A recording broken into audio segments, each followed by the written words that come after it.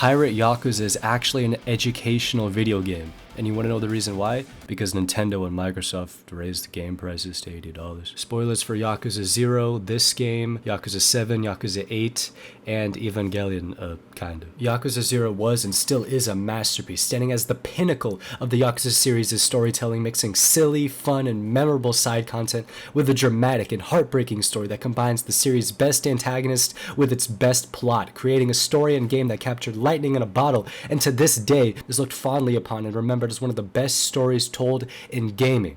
Pirate Yakuza is not that. Because Majima was the main character in the best part of Yakuza 0, I was really excited for him to be the main character again. And then this one dev said this, and then the game came out, and then I started to get worried. So, does Majima's story in Like a Pirate Hawaii Yakuza Dragon in Gaiden stack up to his story in Yakuza 0?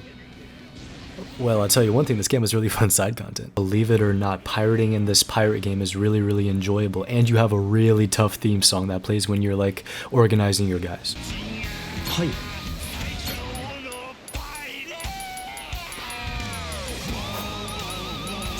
The later parts of the Pirate Coliseum, though, are some of the most annoying moments in gaming I've ever had. Like Jingu, he doesn't even compare to this.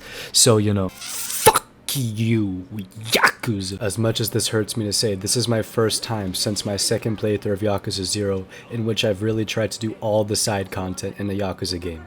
And it's pretty fun. I know it's probably all neutered versions of the side content from Yakuza 8, but it was still enjoyable. Like, you get to fight a bear for like the third time in the series, you get to help some lady be Japanese, and you get to accept instrumentality. And then you have a kind of cabaret-esque mini sub-side story with the devil flags in which Noah gets his first erection. But there is a piece of side content that I seriously need to discuss because I don't know why or how or why.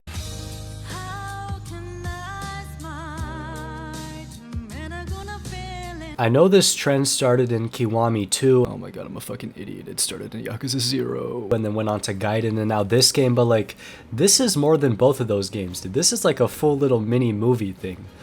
Why? The story is basically that Masaru wants to talk to girls, and so we talk to girls and then get him in the same room as him, and then he fails on a date with every single one of them.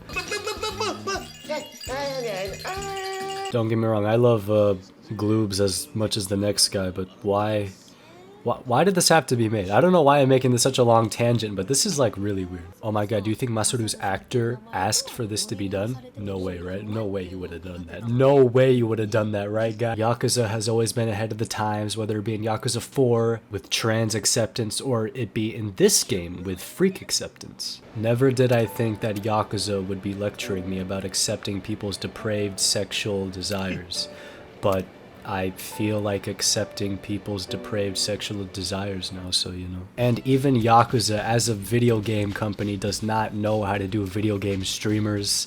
God, why does media suck so much?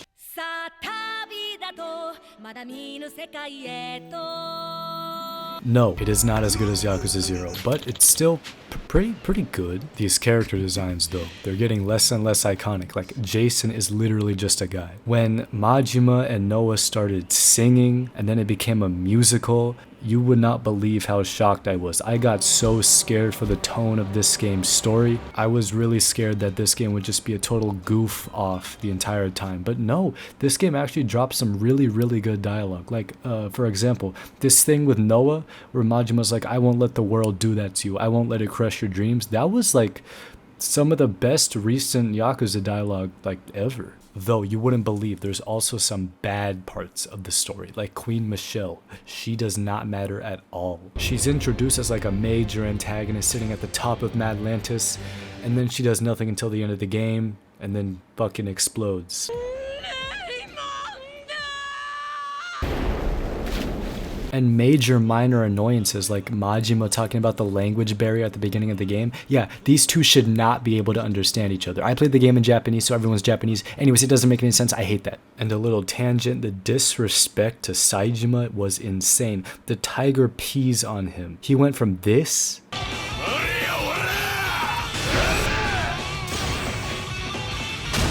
to this. How? Why? But it was pretty cool that they had the Lao Goi QTE reference. That was pretty badass. Though the fight was way too easy, and again, the tiger peed on Saejima, bruh. Overall, this is not the most serious Yakuza game ever made. I mean, just look at that cover, bruh. Majima is not taking this shit seriously.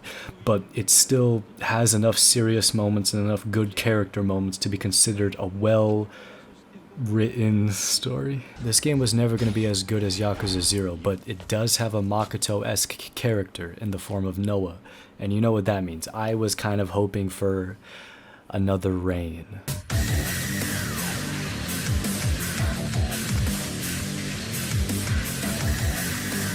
Rain, the sound, the lyrics, the context in which it's played all so perfectly homogenized into possibly the coldest final long battle theme ever crafted.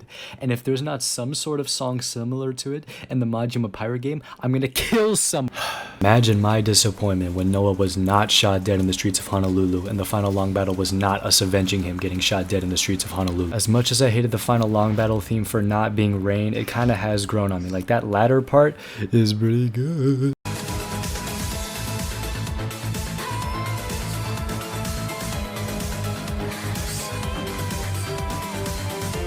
And getting on to more important stories. So the final boss, he's just meh, I guess. I don't really give a shit about him. Apparently he's like a wrestler. I don't fucking care. His name is Raymond Law, but he wants a lawless Madlantis. Ha ha ha, isn't that deep, guys? I just finished Persona 4 Golden. But real talk, this guy has got to be one of the least memorable final bosses and antagonists in Yakuza history. He's literally wearing an all-black outfit. I mean, how... You can't get much less memorable than that. But it's weird, even though I didn't notice this theme in game, when I listened to it after beating the game, it's like really, really good near the end.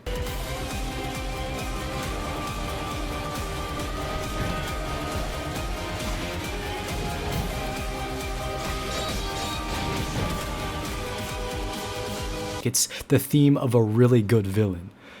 But he's not. He fucking dies to a whale, bro. What even is Yakuza about? I'm not sure if you can tell, but I don't have much to say about the story. It's passable, not memorable. It works just fine. Though, the best part about this story is the ending. The twist that Majima was trying to get an elixir to save Kiryu's life was really good. And the speech he gives about handing your dreams on to the next guy is really, really good. I just wish the rest of the game could have been that good. Unless RGG completely implodes, I can always count on Yakuza being fun, enthralling, entertaining, and sucking me in no matter what. But Kiryu had the better guiding game. And the ending, I don't know what the fuck is going on. What is Ichiban doing there? Why are we dancing?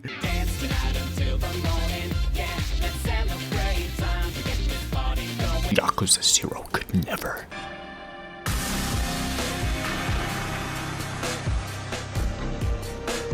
I will not lie to you guys. I like sexy things. And Yakuza, as of late, is not hitting.